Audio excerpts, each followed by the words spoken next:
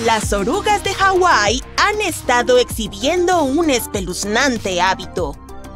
Estas orugas, llamadas larvas geométricas, están yendo en contra de la norma y saltándose todo lo relacionado con comer hojas.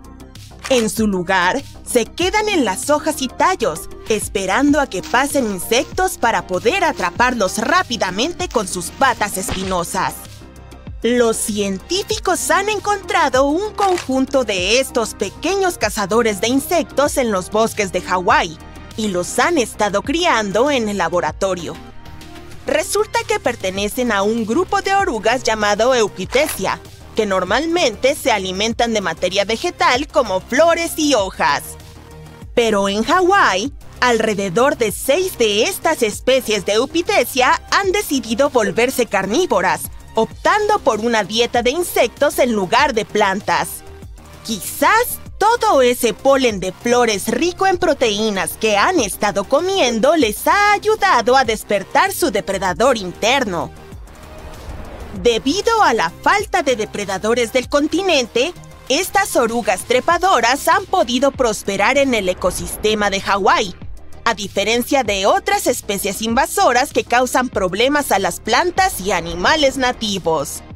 Estas orugas carnívoras de Hawái han evolucionado para ocupar el nicho ecológico que normalmente llenan insectos como las mantis religiosas en otras regiones. Son conocidas por sus ataques rápidos, ya que tardan alrededor de 1/10 de segundo en golpear y devorar a su presa viva. Esperemos que no se hagan más grandes y hambrientas. Las serpientes de cascabel usan su icónico instrumento para advertir a depredadores como coyotes y bisontes que se mantengan alejados o correrán el riesgo de ser mordidos. Este comportamiento evolucionó del movimiento ancestral de agitar la cola como una forma de señalización aposemática. En lugar de usar el cascabel para atraer parejas, el sonido sirve como una señal de advertencia del peligro que representan los colmillos venenosos de la serpiente. Oye, gracias por el aviso. El ruido estridente es creado por segmentos de piel muerta, huecos y sueltos, en el extremo de la cola de la serpiente, que hacen clic cuando se golpean. Investigaciones recientes han demostrado que las serpientes de cascabel ajustan la velocidad de su cascabeleo basándose en la proximidad de un depredador, creando una astuta ilusión auditiva para disuadir a posibles amenazas. Este sofisticado uso del sonido ayuda a estas serpientes a defenderse a pesar de su propia incapacidad para escuchar el cascabeleo. Las vieiras tienen una apariencia única. Parecen almejas de película de terror con tentáculos y ojos dentro de su boca, a pesar de, por supuesto, ser deliciosas. Los científicos han descubierto que estos ojos, que parecen bayas, podrían compararse con telescopios avanzados.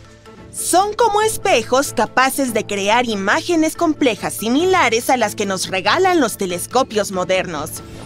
Curiosamente, las vieiras no tienen cerebro. Sin embargo, sus ojos pueden formar imágenes borrosas de objetos. A diferencia de otros moluscos, como los mejillones, las vieiras tienen una estructura ocular única similar a los insectos. Esto podría explicar por qué están entre los pocos bivalvos que pueden nadar. Los numerosos ojos de la vieira pueden ayudar a crear una visión tridimensional de su entorno, y algunos ojos tienen una visión mejor que otros. Estos ojos únicos podrían influir en el diseño de futuros telescopios, inspirando la creación de dispositivos de imágenes compactos y de campo amplio. Entonces, la próxima vez que disfrutes un platillo de vieiras, recuerda que estas criaturas tienen hasta 200 pequeños telescopios mirándote. ¿Cuál es el propósito de los huesos huecos de las aves? Las aves poseen adaptaciones esqueléticas únicas que son cruciales para poder volar, y una de ellas son los huesos huecos. También conocidos como huesos neumatizados, contienen espacios de aire que ayudan en la absorción de oxígeno durante el vuelo. Las bolsas de aire están conectadas a estas áreas huecas dentro de los huesos del ave y permiten que los pulmones se extiendan a lo largo de la estructura esquelética. Este sistema intrincado ayuda a las aves a absorber oxígeno mientras respiran, incrementando en última instancia los niveles de oxígeno en su sangre y proporcionándoles la energía necesaria para volar. Contrariamente a la creencia popular, los huesos huecos no necesariamente hacen a un pájaro más ligero. Los estudios muestran que los huesos de las aves son en realidad más pesados que los de otros animales de tamaño similar. De hecho, el esqueleto de un pájaro de 30 gramos es más denso y pesado que el de un ratón que pesa lo mismo. Esta mayor densidad da como resultado huesos huecos, delgados, más rígidos y fuertes que son menos propensos a romperse. A veces, las patas son una mentira. En un estudio reciente, los investigadores indagaron en cómo las orugas desarrollan sus características patas regordetas. De hecho, cumplen una función importante. Las orugas necesitan comer mucho para crecer rápidamente, por lo que tener patas regordetas les ayuda a moverse con eficiencia alrededor de hojas y tallos. Curiosamente, estas patas regordetas en realidad no son patas en absoluto. Se llaman falsas patas, pequeños muñones que ayudan a las orugas a moverse. Las patas verdaderas de la oruga, que se convierten en sus patas adultas como polilla o mariposa, están cerca de su cabeza y no se utilizan para caminar. Aunque una oruga pierda sus patas reales, aún puede moverse usando las falsas. Esto plantea la pregunta de ¿qué hace que una pata sea una pata? ¿Es solo la estructura o también es su función? Las patas únicas de las orugas son solo un ejemplo de las fascinantes adaptaciones que se observan en los artrópodos. Estas patas temporales ayudan a las orugas a alimentarse y moverse antes de adoptar su forma final. Este vistazo fugaz al mundo de la oruga nos recuerda la naturaleza transitoria de la vida y nos anima a apreciar estas patas especiales mientras aún están. Las pogonas son unos lagartos geniales de Australia que habitan en desiertos, sabanas, matorrales y bosques subtropicales. Son conocidos por ser animales muy tranquilos, gracias a su sonrisa constante y su actitud relajada. Por eso, a la gente le encanta tenerlas como mascotas. Existen 8 tipos de pogonas, con muchos colores y patrones diferentes desarrollados en cautiverio. Aunque están prosperando en sus hogares australianos, algunos de estos dragones han terminado en otras partes del mundo por medios furtivos. Aunque principalmente se mantienen en el suelo en su hábitat natural, pueden trepar árboles cuando necesitan alardear o escapar de una amenaza. Las pogonas ahora están por todo el mundo, excepto en Hawái, donde no son bienvenidas. Dato curioso: estos dragones pueden regenerar sus dientes, al igual que los tiburones y los geckos. Se ha observado a algunas pogonas bebiendo agua de lluvia cuando hace mucho calor y está muy seco afuera. Tienen costumbres de sueño peculiares. Duermen en posiciones extrañas, incluso cuando están en sus cómodos tanques. Pueden permanecer de pie mientras duermen. Corren bastante rápido, tan rápido como los humanos. Sin embargo, prefieren tomar las cosas con calma la mayor parte del tiempo. Cuando necesitan darse prisa, pueden ponerse de pie en 2 patas y correr como un humano. La madre naturaleza no siempre se adhiere a definiciones estrictas de género. Algunas especies tienen la capacidad de desarrollar y mantener simultáneamente órganos reproductivos masculinos y femeninos. Eso es muy útil. Otras tienen la capacidad de cambiar de un género a otro, dependiendo de varios factores, como las condiciones ambientales. Estos cambios pueden proporcionar flexibilidad reproductiva o pueden ser desencadenados por factores externos como el aumento de las temperaturas globales.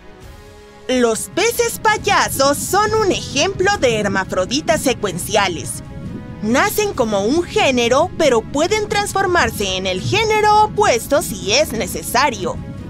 En este caso, la transformación ocurre de macho a hembra durante un proceso conocido como protandria. En un grupo de peces payaso, solo 2 miembros están completamente maduros: un macho grande y una hembra aún más grande. Si algo le sucede a la hembra, el macho se transforma en hembra y selecciona al siguiente macho más grande en el grupo como nueva pareja. Es bastante conveniente, ¿no? Los peces halcón son otro ejemplo de una especie que puede cambiar de género basándose en condiciones específicas.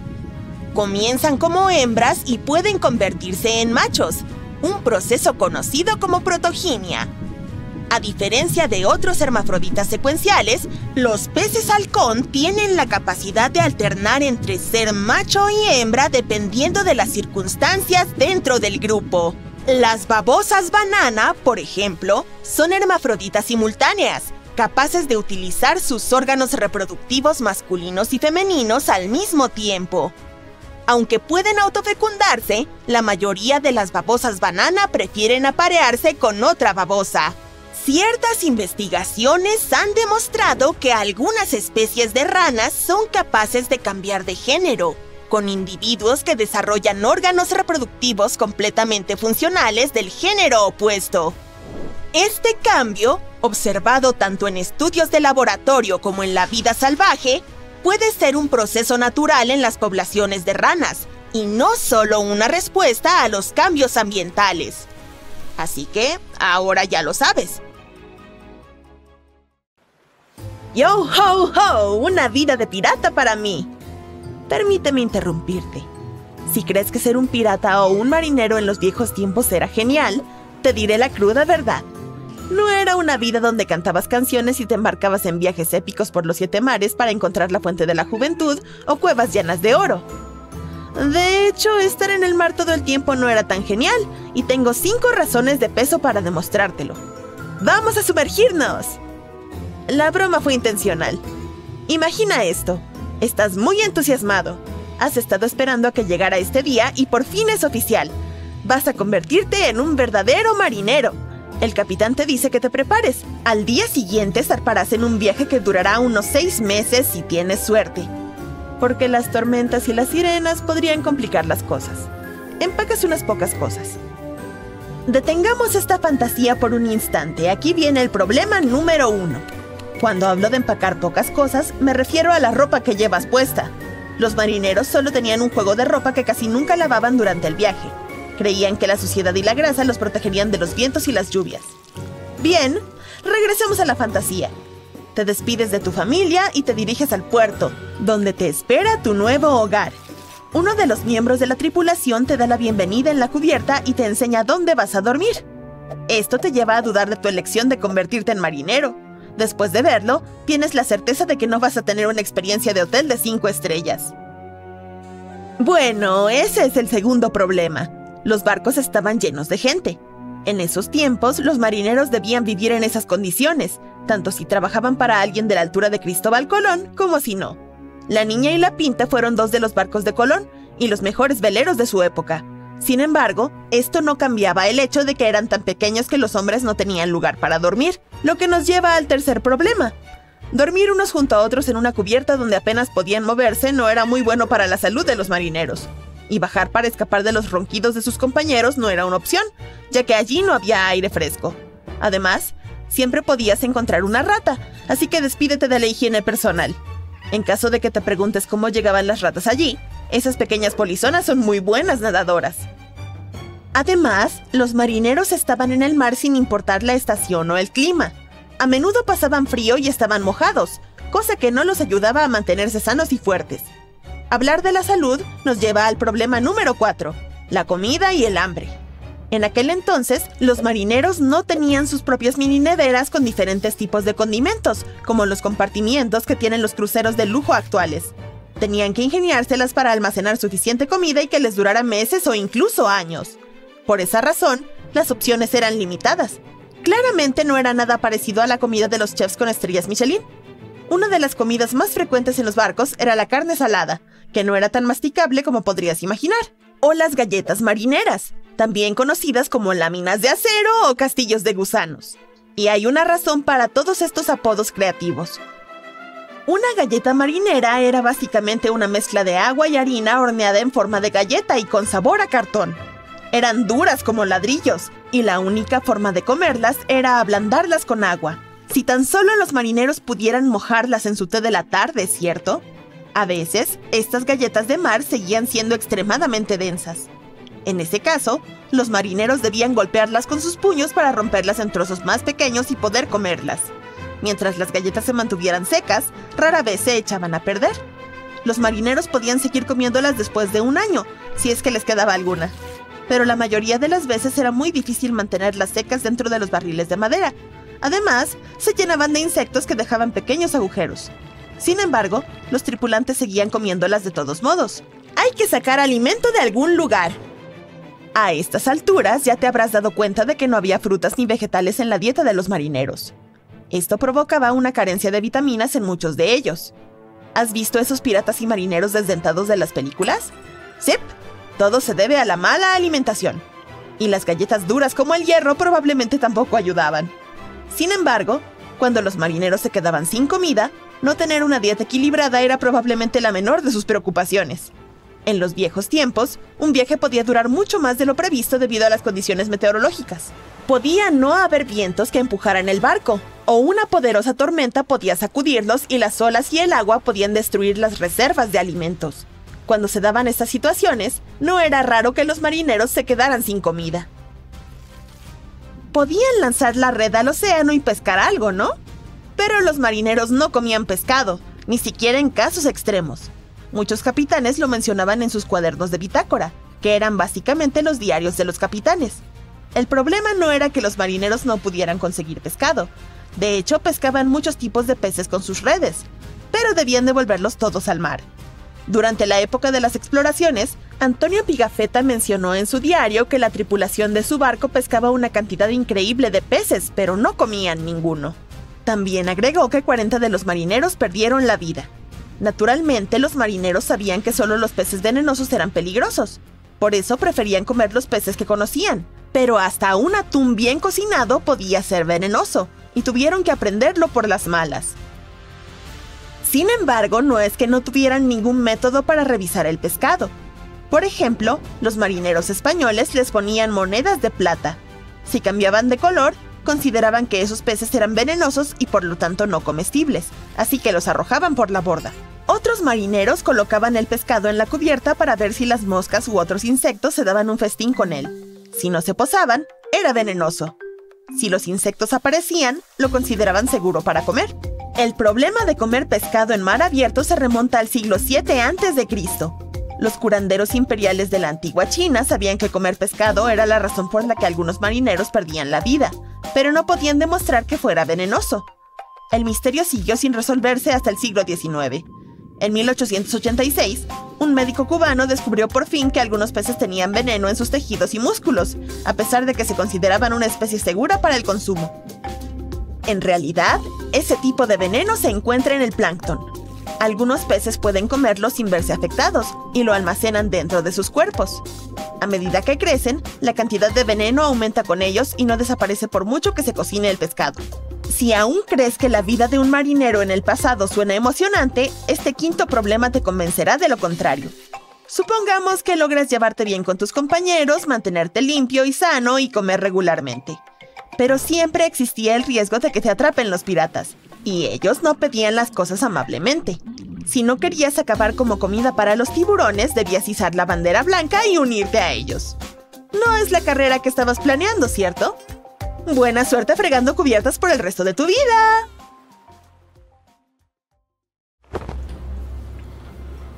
Hola, distinguidos invitados. Sean bienvenidos a la Edad Media. Es un honor contar con vuestra presencia. Disculpen los baches del camino.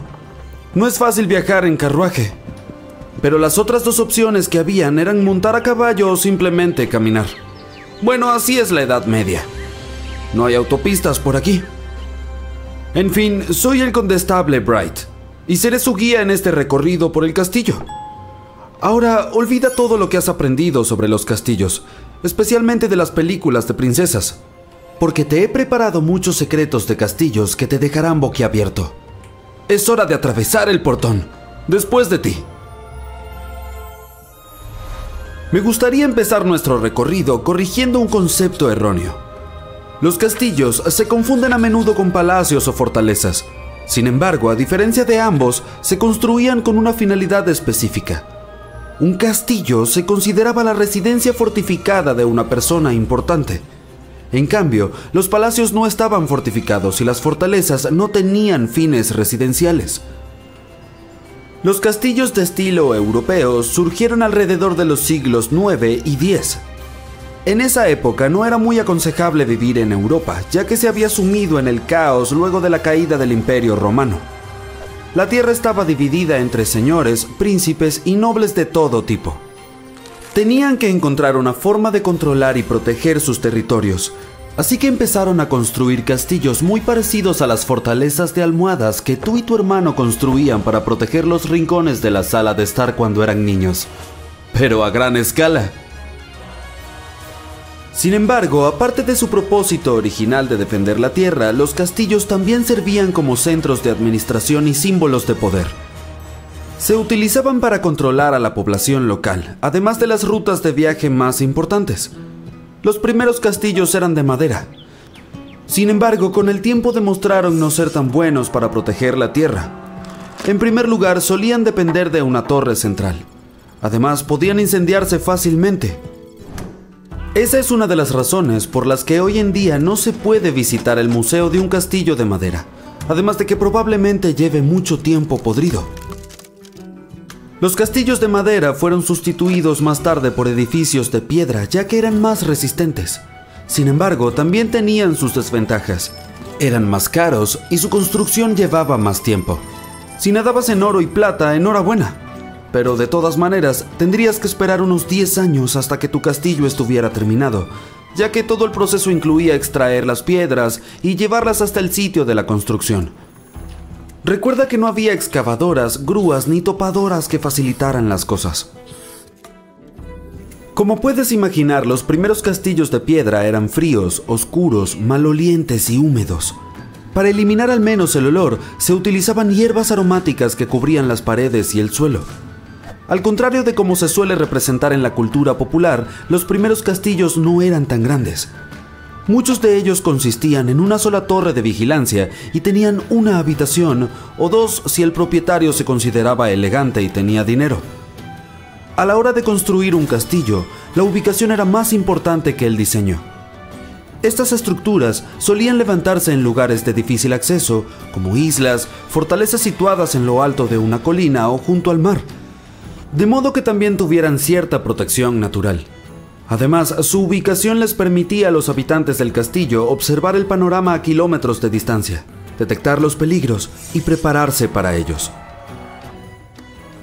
Por lo tanto, cuanto más aislado e inaccesible estuviera el castillo, mejor. En cambio, los que carecían de tales defensas naturales se rodeaban de zanjas o fosos para contar con más protección. En estos casos, el acceso al castillo se realizaba a través de un puente levadizo. Sin embargo, además de estar lo más aislados posible, los castillos debían estar situados cerca de elementos esenciales para la supervivencia, como molinos, tierras fértiles o una fuente de agua dulce. Hablemos un momento de la puerta y los muros exteriores de piedra antes de visitar el interior. Podría pensarse que la torre del homenaje central o torreón es la parte más importante de la estructura de un castillo, pero en realidad es la puerta la que debe protegerse a toda costa, porque también es la parte más débil que proporciona un camino directo hacia el patio. Por eso tenía que ser lo más pequeña posible, para detener a cualquier visitante no deseado. Así que esas enormes puertas que se ven en las películas de aventuras no son muy realistas y resultan poco prácticas, ya que en realidad harían que el castillo fuera más difícil de defender. En cuanto a las torres que se ven a cada lado de las murallas de los castillos, con el tiempo se hizo necesaria una mejora en el diseño. Los primeros castillos tenían torres cuadradas, sin embargo era bastante fácil destruirlas. Bastaba con cavar túneles bajo las esquinas para que se derrumbaran. Por eso los constructores las reemplazaron por torres redondas. Es hora de que entremos en la Torre del Homenaje, que es el edificio central del castillo. Aquí vivía la gente más importante, como los señores y las damas, así como sus invitados, los embajadores, mandatarios y a veces incluso los sirvientes. El señor y la señora dormían en su cámara si se podían permitir tener más de una habitación en su castillo. Los demás, en cambio, dormían en el gran salón, que también servía de comedor. Lo curioso es que los castillos normalmente no tenían mazmorras, al menos no como las que se ven en las películas. La palabra mazmorra deriva en realidad del término francés donjon, que significa torreón. Así que en realidad, en lugar de ser una prisión, las mazmorras eran los últimos lugares donde los habitantes del castillo podían refugiarse en caso de que otras defensas exteriores cayeran ante una amenaza. Seguro que ya has notado las escaleras de caracol, ¿verdad? Se construían así por motivos de seguridad. La dirección de las escaleras en el sentido de las agujas del reloj tenía el fin de dificultar que un invasor que subiera por ellas desenvainara su espada, ya que lo haría a lo largo de la curva interior de la muralla.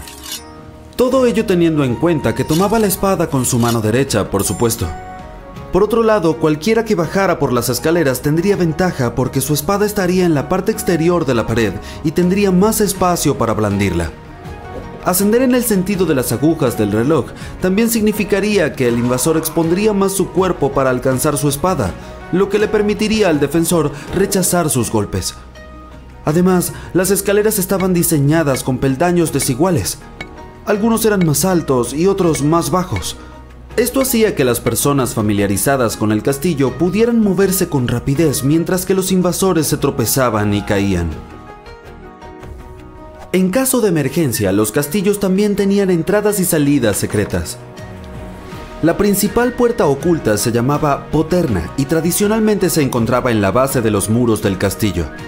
A menudo era pequeña y fácil de defender, y estaba asegurada con rejas metálicas. Era muy importante para permitir la huida de los residentes o la entrada de víveres y otros suministros durante los asedios. Puede que necesites ir al baño antes de que termine nuestra visita, pero lamento informarte que aquí no hay inodoros. Lo más parecido a un retrete que había en estos castillos era una habitación con un agujero que daba al foso que rodeaba las murallas.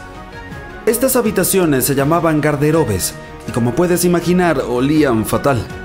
Por eso la gente también las usaba como armarios, ya que el olor mantenía alejados a los insectos y evitaba que su ropa se dañara.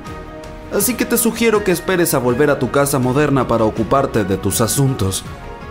¡Que te aproveche, viajero! En el antiguo Egipto, la gente usaba pulseras pesadas del tamaño de una rosquilla, aretes gigantes, collares, y sus cuellos deslumbraban totalmente con cuentas y piedras. ¿Se caían por ser tan pesados? No dice. También inventaron las pelucas. Probablemente algunos antiguos egipcios no tenían ganas de peinarse todas las mañanas. Puedo identificarme. Solo afeítate la cabeza, ponte una peluca y llega a trabajar a tiempo. Algunas de estas también tenían joyas. La mayoría de la ropa egipcia estaba hecha de lino. Esto no es una gran sorpresa. Hace calor ahí. A pesar de que normalmente usaban ropa algo sencilla, sus joyas tenían que resaltar. Rico o no, un collar grande era imprescindible. Si querías llamar la atención tenía que ser de oro, pero los metales más baratos también eran populares. Mira más de cerca esas pinturas egipcias. ¿Ves esos conos de formas extrañas saliendo de la cabeza de las personas? Estaban hechos de una mezcla de cera y aceites y eran para... Espera, ¿estoy leyendo esto bien? Se suponía que se derretirían gracias al calor de tu cuerpo y esparcirían aceites con olor dulce por todas partes. ¡Qué lubricante! Cleopatra tenía su estilo de maquillaje de ojos característico y los egipcios fueron, probablemente, los primeros en inventar el rímel. Mezclaban miel, hollín, agua y estiércol de cocodrilo. ¡Blech! Aplicaban esta loca mezcla directamente sobre sus pestañas y cejas. Probablemente no olía tan bien, pero al menos era más seguro que esos delineadores de ojos con plomo tóxico que la gente solía usar. Todo natural. Los antiguos griegos tomaron algunos consejos de estilo de sus vecinos egipcios, pero utilizaban hasta ropa hecha de lana. Caliente y pegajoso. Su ropa no venía en muchas opciones de color. En su mayoría era blanca, pero si alguien realmente quería lucir un atuendo colorido, necesitaba teñirlo por su cuenta con insectos. No es una cosa del pasado. Cada vez que tomes un par de dulces recubiertos de azúcar, recuerda esto. Parte de ese colorante podría provenir de escarabajos. ¿Tu labial también? Si fueras un griego antiguo rico, ¿podrías comprar algodón? ¿Tú? Sí, tú, vistiendo una camiseta de algodón, viendo este video. ¿Te sientes tan genial como un noble griego antiguo? Y probablemente des por sentado ese estante lleno de zapatos que nunca usas. Pero para un griego antiguo, el calzado era un privilegio. En su mayoría caminaban descalzos. Al igual que en Egipto, a los griegos les encantaban las pelucas. Estaban hechas principalmente de cabello natural. Mucho más tarde, en la Edad Media, la gente empolvaba sus pelucas, tratando de darles un aroma a lavanda o naranja. Y en esos tiempos, digamos que el jabón no era realmente una cosa, por lo que una peluca empolvada era útil cuando las personas necesitaban cubrir los olores no deseados. La ropa en la antigua Roma era bastante similar a la que se usaba en Grecia. Había dos tipos principales, togas y túnicas. Todos usaban túnicas, mientras que solo los ciudadanos nobles de Roma podían usar togas encima de estas. Las togas eran extremadamente anchas y de hasta 5,5 metros de largo, por lo que era imposible ponérselas sin la ayuda de alguien. ¿No tenían túnicas y togas totalmente fabulosas? Yo creo que sí. Si no fueras realmente el tipo de mujer a la que le encantaba lavar los platos, amarías llevar un vestido con briales. Hace muchos siglos las mujeres usaban ropas con mangas absurdamente largas para mostrar cuán nobles eran. ¿Te imaginas lavar el piso con 12 centímetros de manga extra? Aunque estas restringían mucho los movimientos, estaban muy de moda en la Francia medieval. Hace cientos de años, muchos hombres de Europa usaban zapatos que eran ridículos. Estos tenían una característica única: puntas puntiagudas extremadamente largas. Cuanto más noble era la persona, más largas eran las puntas. Pero una vez que se hicieron demasiado largas, comenzaron a combarse, por lo que la gente las rellenaba con cosas aleatorias, como musgo e incluso crin de caballo. Parecían picos enormes. En ese entonces, las damas también tenían sus tendencias. Por ejemplo, se afeitaban las cejas. La frente era la característica facial de moda en ese momento y querían que se destacara. Inglaterra tenía algunas tendencias de moda que... sí. Hoy en día la gente gasta miles de dólares para hacer que sus sonrisas sean perfectas, blancas y brillantes. Pero en la época Tudor de Inglaterra, las mujeres se ennegrecían los dientes a propósito para parecer ricas. El azúcar era difícil de conseguir y solo los más ricos podían permitírselo. Se creía ampliamente que cuanto más rico eras y más azúcar comías, más negros se ponían tus dientes. Si ya llevas unos dientes negros falsos y quieres lucir un estilo Tudor completo, intenta con este look. En el siglo XVI, hombres y mujeres se rellenaban las mangas con algodón, lana, acerrín. Básicamente era una camiseta sin mangas falsa de los viejos tiempos, como la que compraste para ponerte debajo de ese traje de Superman que hiciste el año pasado, pero que nunca usaste para salir a pedir dulces. Cuanto más relleno de mangas tenías, más fuerte te veías. Algunos hombres se rellenaban el área de la pantorrilla e incluso el vientre solo para verse más musculosos. Ahora agrega un volante alrededor de tu cuello sostenido por un corsé de metal para que todo se vea apretado y listo, eres un verdadero Tudor. Si eras de Venecia en el siglo XVI, tenías que conseguirte un chapín. Estos zapatos de aspecto incómodo se crearon para caminar sobre el barro, pero la verdadera razón por la que se hicieron populares fue un Instagram veneciano de 500 años. Los zapatos te hacían parecer más alto, y cuanto más alto eras, más importante eras. Los amantes de la moda de la época se pintaban retratos mientras usaban esos zapatos. Tienes que poner celosos a tus amigos. Los macarrones no son solo el mejor amigo del queso, también era una forma de vestir que significaba que tenías mucha clase.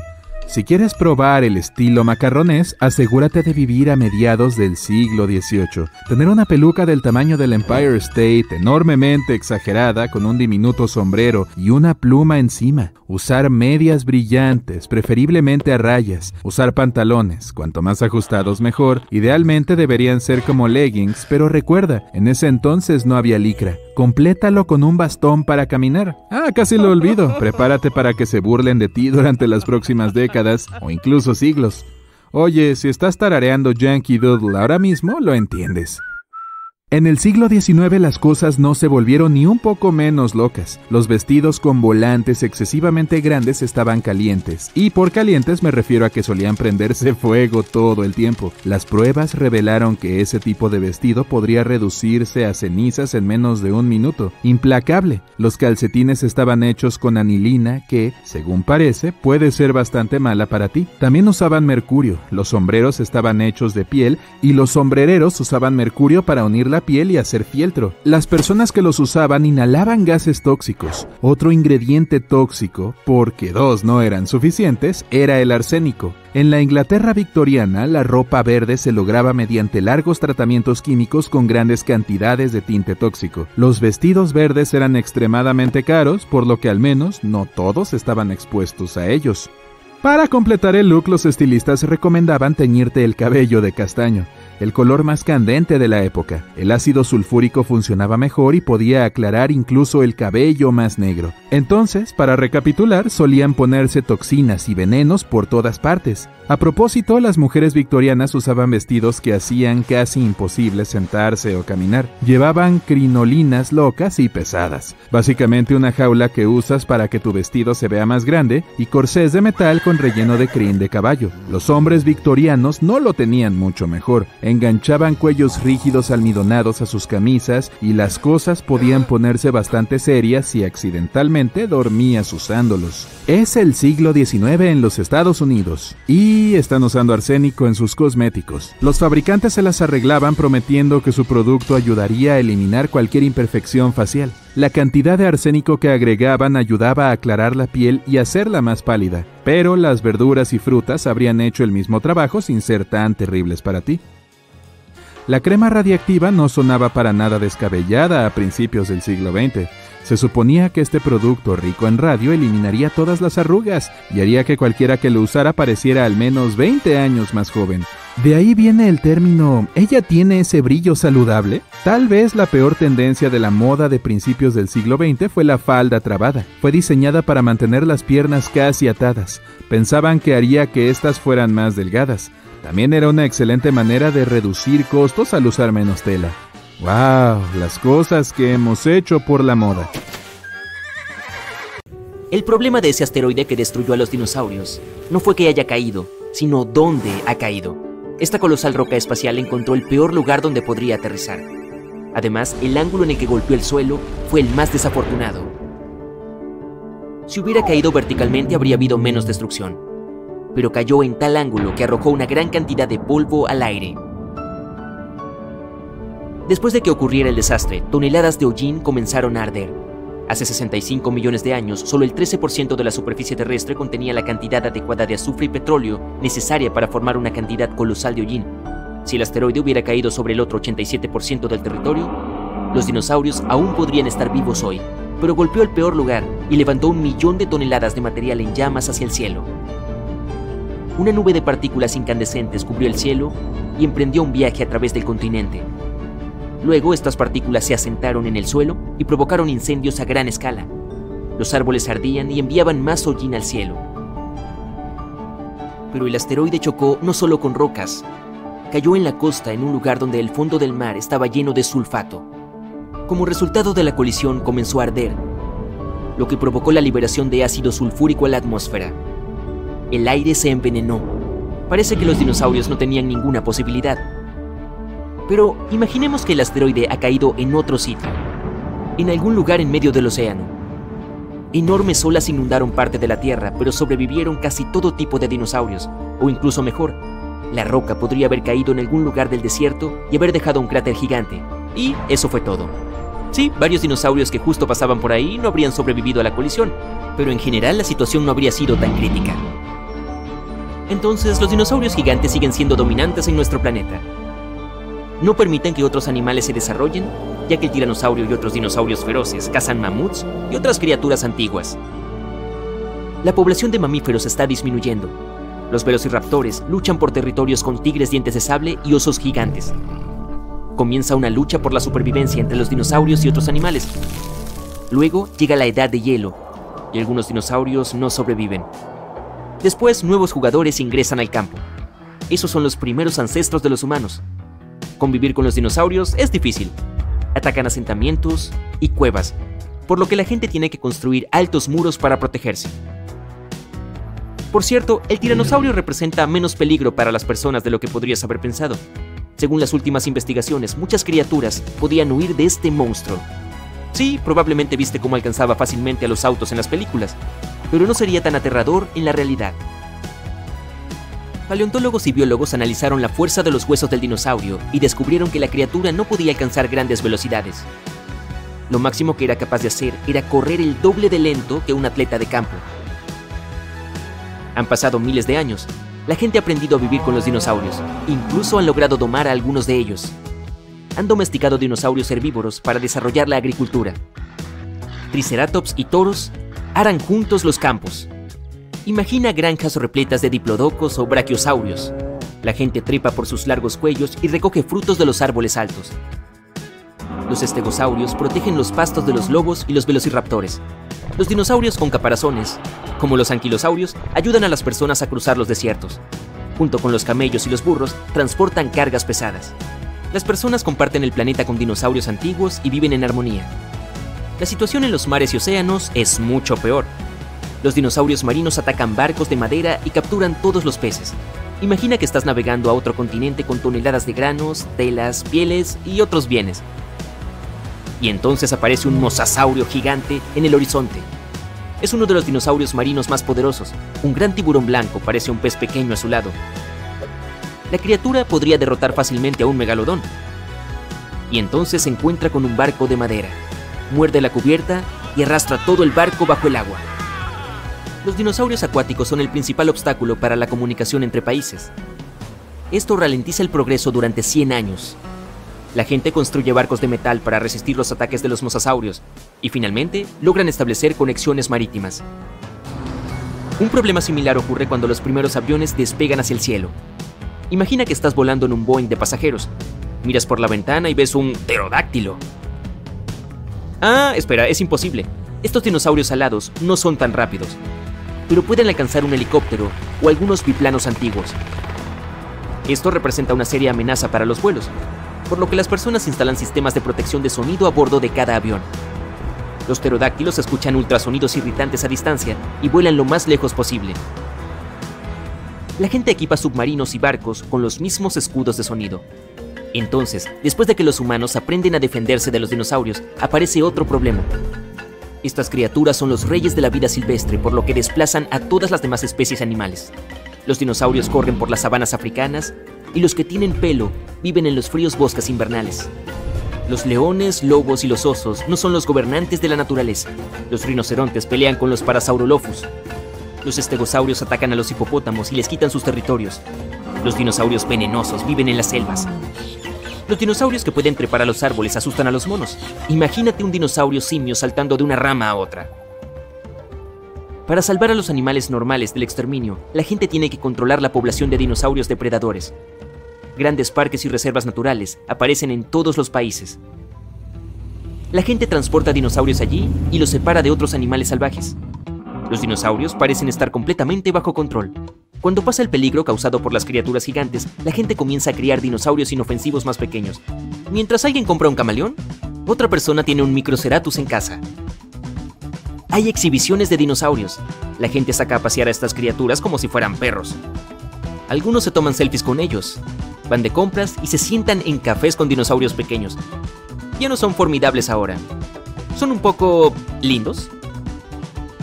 La gente monta caballos, camellos, Parasaurolophuses y Pachycephalosauruses. Por supuesto, muchos han intentado domar a los velociraptores, pero han fallado. Esos son dinosaurios peligrosos y no saben obedecer. Domarlos es casi tan difícil como domar a un caimán. Pero los perros y los gatos siguen siendo más populares porque son más inteligentes. El cerebro de un dinosaurio es casi del mismo tamaño que el de un pollo. Pero quién sabe, si hubieran vivido hasta el día de hoy, tal vez se habrían convertido en criaturas más inteligentes. Pero imagínate si los dinosaurios fueran inteligentes. En este caso, la gente tendría un gran problema. Aunque algunos científicos piensan que incluso si un meteorito no hubiera destruido a los dinosaurios, no habrían sobrevivido hasta el día de hoy, necesitaban llevar su propio peso colosal en todo momento. Era una carga enorme para sus huesos y articulaciones. La mayoría de los dinosaurios no habrían podido sobrevivir a la edad de hielo con tales características, pero los lagartos más pequeños podrían haber tenido éxito. Los dinosaurios rápidos y ágiles como los velociraptores y los paquicefalosaurios habrían sobrevivido, pero ¿en qué forma? ¿Podrían los dinosaurios haberse convertido en otra cosa? Mira a nuestros viejos amigos los pollos. Muchos científicos creen que son descendientes directos del formidable tiranosaurio. En algún lugar profundo del ADN del ave hay genes que tenía el dinosaurio. Sí, es difícil de creer, pero mira la estructura del cuerpo del pollo y cómo camina. Retira el plumaje, cubre a la criatura con escamas y dale mandíbulas con dientes en lugar de un pico. Y ahí está, tienes un mini T-Rex en el gallinero. Y por cierto, no solo los pollos pueden ser parientes de los dinosaurios. Muchas aves son descendientes de ellos. Sorprendentemente, los caimanes, las serpientes, los cocodrilos y los lagartos monitores no son tan parecidos a los dinosaurios antiguos como los pelícanos, las cigüeñas y otras criaturas voladoras. Durante millones de años de evolución, las patas de los dinosaurios se convirtieron en alas y las mandíbulas alargadas y llenas de dientes terminaron en picos. La genética de las aves es la clave para entender a los dinosaurios. Los pelícanos son similares a los pterodáctilos, los avestruces a los velociraptores. Quizás muchos otros animales también comparten algunos genes con los dinosaurios antiguos. Si el meteorito no hubiera caído, todos los dinosaurios habrían evolucionado hasta convertirse en criaturas completamente diferentes e inusuales. Los científicos quieren estudiar cuidadosamente el ADN de las aves y tratar de revertir la evolución con la ayuda de la ingeniería genética. Esperan criar dinosaurios a partir de huevos algún día, pero para hacer esto, necesitan encontrar un genoma específico que no haya cambiado durante decenas de millones de años. Se esconde en el ADN y no es tan fácil encontrarlo y extraerlo. ¿Crees que veremos poderosos dinosaurios para el 2050? Eso es todo. Estás a punto de ser devorado por un T-Rex en cualquier momento. Lo que quizá no sepas es que literalmente puedes dejarlo atrás. El T-Rex es un cazador despiadado del tamaño de un autobús escolar, con una cola fuerte y cuchillas por dientes. Pero en realidad es bastante lento. Se mueve a solo 20 km por hora. Es tan rápido como una ardilla gris. Está zigzagueando por el bosque. La aterradora criatura parece estar todavía a kilómetros de distancia, pero luego irrumpe en la jungla y de repente está justo detrás de ti. Ok, ahora puedes entrar en pánico. El T-Rex puede ser lento, pero sus pulmones son más grandes que los tuyos. Significa que la criatura podría correr muchas maratones. Por suerte, llegas a una cueva y te escondes dentro, esperando a que el dinosaurio se aburra. Ah, espera, no importa. Simplemente entró a través de la roca. ¿Saldrás de esto? Lo averiguaremos muy pronto. Un velociraptor puede alcanzar una velocidad de alrededor de 40 km por hora, lo que significa que es un poco más rápido que un oso pardo. Poner a estos dos cara a cara sería interesante. ¡Ahí van! El velociraptor corta el aire como un cuchillo en mantequilla, pero la gran bola de pelusa galopa justo detrás del dinosaurio. Esta puede ser la única vez que veamos una carrera de este tipo. Mira, el oso está ganando terreno. ¡Cuidado, raptor! Hay unos arbustos frente a ellos. El raptor simplemente salta sobre ellos y continúa la carrera, mientras que el oso va directamente entre los arbustos y se detiene para tomar unas deliciosas bayas. Cuando está lleno, el raptor se ha ido. Muchos de estos dinosaurios se pueden comparar con los pollos y avestruces de hoy en día en términos de velocidad y movimiento. Un avestruz puede alcanzar una velocidad de alrededor de 70 km por hora. Eso es similar a la velocidad de su primo antiguo, el ornitomímid. Esa criatura incluso físicamente se veía igual. Patas largas, listo. Cabeza pequeña y cuello esbelto, listo. De todos modos están corriendo lo más rápido que pueden. El avestruz se abre paso a toda velocidad por el campo e intenta empujar al dinosaurio avestruz hacia la cerca, pero falla y pierde el paso. El dinosaurio sigue corriendo y se adentra en el bosque. El jugador 3 entra al juego. El Compsognathus es una criatura de dos patas. Tiene la cara de un lagarto normal que puedes encontrar en tu jardín, pero el físico de un atleta olímpico y muchos dientes afilados como navajas. puede alcanzar una velocidad de 65 kilómetros por hora, que es como estar a la par con un galgo. Aunque no es el dinosaurio más grande que existe, sigue siendo temible. Esta criatura simplemente busca algo para comer, pero desafortunadamente su cena se cancela. El avestruz y su primo dinosaurio se unen y dejan atrás al cazador parecido a un lagarto. Pero volverá, solo espéralo. Vamos con el Cera. Esta bestia blindada puede correr hasta 32 kilómetros por hora, que es aproximadamente la misma velocidad que la de un oso pardo. Pero deja que ese pobre animal coma sus bayas. El rinoceronte de hoy en día es el más rápido entre los mamíferos que pesan más de 1000 kilogramos. El rinoceronte blanco puede alcanzar una velocidad de casi 50 kilómetros por hora, pero Cera probablemente le ganará a este. Corren uno al lado del otro con el rinoceronte ganando impulso. Su cuerpo es más adecuado para correr, pero hay algunos obstáculos en el camino. Al principio el rinoceronte logra romper una pila de troncos y una cerca, pero después de eso las cosas comienzan a calentarse. El rinoceronte está desacelerando, no puede romper todas las barreras en su camino. Mientras tanto, Cera está destruyendo todo a su paso como si estuviera dando un paseo por el parque. Y es bueno que estén en el bosque y no en la ciudad, porque la ciudad está siendo destruida por un brachiosaurio gigante. Esta poderosa criatura se mueve a un ritmo lento de 15 kilómetros por hora, que es tan rápido como se mueve un cerdo. Ambos están en la línea de salida. En sus marcas, prepárense, ¡ya! Y el dinosaurio gana. Eso fue rápido. Se acabó la carrera. Un brachiosaurio completamente desarrollado puede alcanzar los 25 metros de largo y crecer hasta 12 metros. Solo un paso y su largo cuello llega a la meta. El estegosaurio es conocido por tener un conjunto de placas en la espalda y la cola, pero también tiene uno de los cerebros más pequeños entre los dinosaurios. Los científicos afirman que su cerebro es del tamaño de una nuez. Este lento se mueve a tan solo 10 kilómetros por hora, un poco más lento que un pollo, ese dinosaurio moderno. El pollo ha tenido un buen comienzo, se las arregla para pasar todos los obstáculos, y el estegosaurio aún no se ha dado cuenta de que participa en una carrera. Ahora el pollo está picoteando el suelo detrás de la línea de meta. Agreguemos algo para hacer la carrera más interesante. ¡Aquí vamos! El T-Rex está de vuelta y persigue al pollo y al estegosaurio. Esta vez están corriendo por sus vidas. El T-Rex puede ser más rápido que ellos, pero perseguir un pollo no es tarea fácil. Y buena suerte intentando acabar con un Stegi completamente desarrollado. Están corriendo por el campo y el T-Rex los está alcanzando lenta pero seguramente. Todavía te estás escondiendo, viendo la carrera, pero de repente el T-Rex te ve y empieza la persecución. Ronda 2. Estás corriendo por el bosque tratando de esconderte, pero el gran dinosaurio te está alcanzando. Afortunadamente el estegosaurio se interpone y distrae al cazador. Estás a salvo una vez más. El Dilophosaurus puede ser más un pájaro que un lagarto, pero aún así da bastante miedo. Tiene la mitad del tamaño del T-Rex. Es más conocido por tener dos grandes crestas que van desde las fosas nasales hasta la parte posterior de la cabeza. La mamba negra es una de las serpientes más venenosas de África. Puede crecer hasta 4 metros de largo y deslizarse a una velocidad de 20 a 32 kilómetros por hora. Ambas criaturas tienen casi la misma velocidad, pero una de ellas no tiene piernas ni brazos.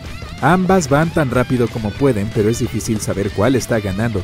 El dinosaurio puede correr rápido, pero la serpiente no se queda atrás. Sin embargo, al final el dinosaurio es el que se lleva el oro. El pterosaurio más grande de todos los tiempos se eleva sobre ellos.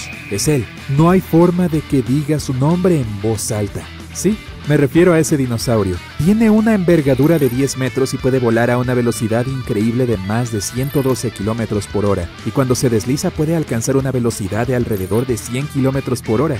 El cóndor de California es un ave rapaz de aspecto extraño con una envergadura impresionante de 3 metros. Puede moverse tan rápido como el dinosaurio y también puede elevarse hasta 4.500 metros en el aire. El ave voladora más grande de América del Norte alcanza fácilmente al dinosaurio. Ambos animales tienen una gran vista. Es por eso por lo que pueden ver a otros animales y dinosaurios corriendo muy por debajo de ellos. Ambos se abalanzan tratando de atrapar el pollo, pero casi se convierten ellos mismos en la comida del T-Rex. El cóndor aterriza en la cabeza del Brachiosaurus. La ardilla gris se une a él. El cerdo se esconde debajo de la barriga del dinosaurio, tratando de no llamar la atención. ¡Demasiado tarde! El Velociraptor y el Dilophosaurus aparecen de la nada y comienzan a perseguirlo, pero no pueden sortear al rinoceronte y acera, que parecen haberse hecho amigos en este momento. El cerdo está a salvo. Mientras tanto, el avestruz y su primo dinosaurio no se han rendido y están liderando la carrera. El estegosaurio está haciendo todo lo posible para alcanzar a sus competidores. Pero mira, el galgo está liderando la carrera ahora. El pájaro dinosaurio vuela hacia el cielo tratando de encontrar otras formas de ser el primero. El Compsognathus se adelanta a ellos y corre hacia adelante, pero no puede sortear al rinoceronte y acera. El T-Rex deja escapar un rugido que hace que todos los participantes se muevan más rápido y se separan para que los demás puedan avanzar. Emerges de tu escondite. Estás a solo un par de metros de la línea de meta. Ves la estampida detrás de ti y corres. Los seres humanos pueden correr a una velocidad de 40 kilómetros por hora, pero como estás corriendo por tu vida, se siente como si estuvieras corriendo a la velocidad de la luz. Buen trabajo, acabas de ganar la carrera, pero los animales a tus espaldas siguen corriendo. ¿Sí? Tal vez tú tampoco deberías detenerte. Que alguien le diga al oso que no hay más vallas. He aquí un acertijo. ¿Qué ciudad de Estados Unidos es tan querida que su nombre debería repetirse 2 veces? Lo has adivinado, New York, New York. Pero la cuestión es, ¿cuánto de Nueva York conocemos realmente? Estoy hablando de la ciudad que se encuentra debajo de la ciudad. ¿Te atreves a acompañarme en un recorrido subterráneo por la Gran Manzana? Toma una linterna, está a punto de oscurecer. Comenzaremos en el corazón de Manhattan, frente al edificio del ayuntamiento. Lo creas o no, bajo nuestros pies se encuentra la estación de metro más antigua de Nueva York, conocida como Old City Hall. Se inauguró en 1904, el 27 de octubre, una noche de celebración para los neoyorquinos. La gente estaba muy emocionada, algunos pasaron la noche entera viajando en los trenes de ida y vuelta. Antes, los habitantes de las ciudades se desplazaban en carruajes tirados por caballos. No es de extrañar que el metro fuera un éxito tan grande. Puede que te sientas como un viajero del tiempo al entrar en la estación Old City Hall. La arquitectura es deslumbrante y única.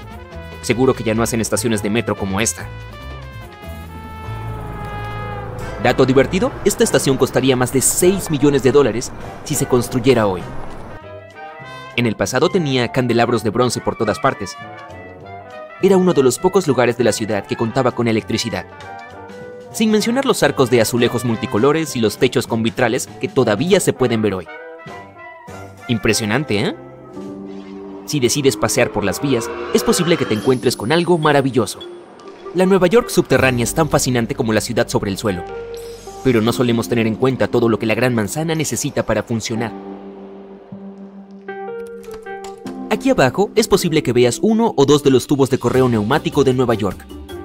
Estos tubos se construyeron en el siglo XIX y estuvieron operando hasta la década del 50. Se encargaban de distribuir la correspondencia a través de las diferentes oficinas de correos. Las cartas volaban a una velocidad impresionante de 56 kilómetros por hora, casi tan rápido como un corredor profesional. Se trataba de un sistema útil, pero es raro imaginar la correspondencia volando 5 metros bajo tierra.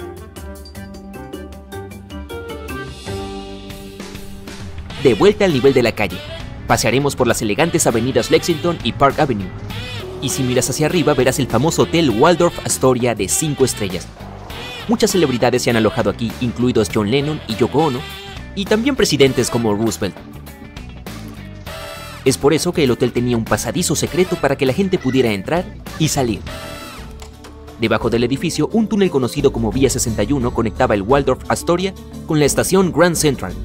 El corredor se desactivó a finales de los 70, pero algunas personas dicen que Andy Warhol organizó una fiesta allí en los 80. Apuesto a que fue algo épico. Para la siguiente parte de nuestra visita tendremos que tomar el metro hacia el Alto Manhattan. Nos bajaremos en la calle 125 y nos encontraremos en el pintoresco paseo marítimo de Riverside Park. Aquí encontrarás las vías abandonadas de una antigua línea de metro. Si sigues las vías, llegarás a una galería de graffiti subterránea, también conocida como Freedom Tunnel. Lleva el nombre de un grafitero de los años 80 conocido como Freedom. Y mientras exploramos estos túneles, veremos más de 40 piezas que pintó durante 15 años.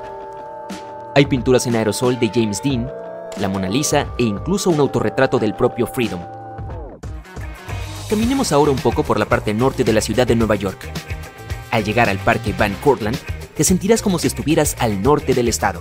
Pero créeme, todavía estás en la ciudad. En el camino encontrarás grandes torres de ventilación hechas de piedra. Estas torres eran parte de una antigua infraestructura de Nueva York. Son los restos de lo que solía ser el acueducto de Croton. En el siglo XIX, el suministro de agua de la ciudad fluía a través de un túnel subterráneo de 66 kilómetros de largo desde el río Croton, en el norte del estado de Nueva York, hasta Bryant Park, en el centro de Manhattan. Ah, sí, y probablemente debería decirte que Bryant Park no era un parque. En realidad, albergaba una colosal estructura de piedra que parecía algo construido por los antiguos egipcios. Esta estructura de 1,5 hectáreas servía como depósito de agua de la ciudad.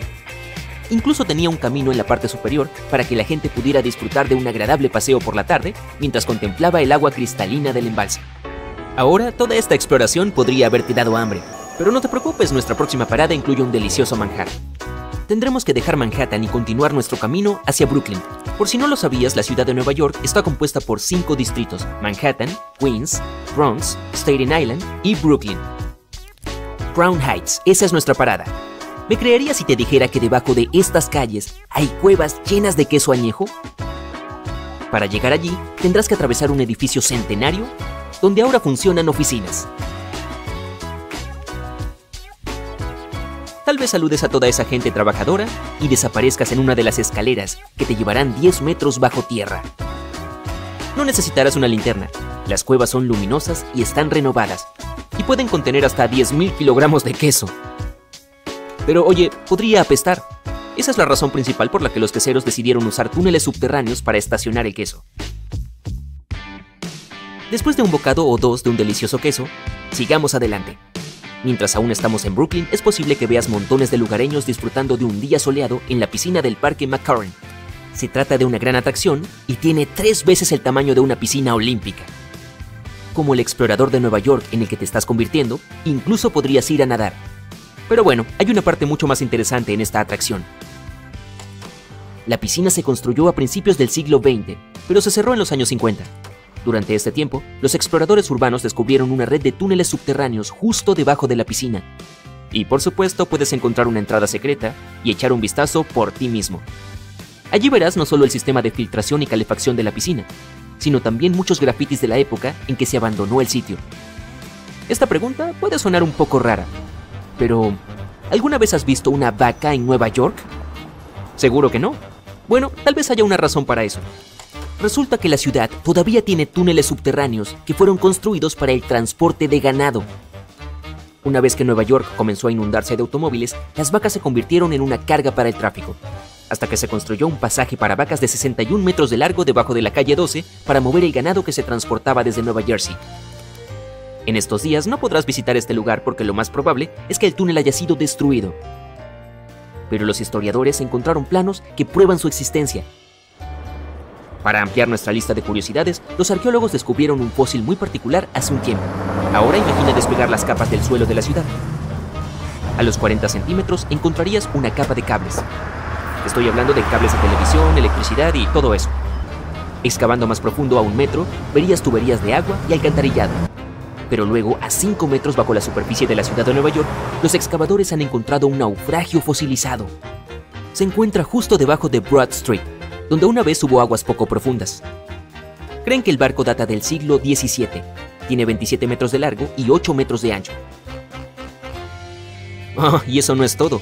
En la intersección de Bowery y Canal Street, los ingenieros se toparon con una habitación con las paredes y el techo cubiertos de espejos, y nadie ha logrado explicar la existencia de este extraño lugar. Nuestra visita subterránea a la Gran Manzana está llegando a su fin, pero seguro hicimos algo más que arañar la superficie.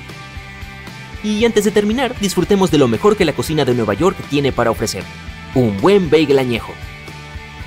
Quién sabe, tal vez la próxima vez vayamos a París o incluso a Londres.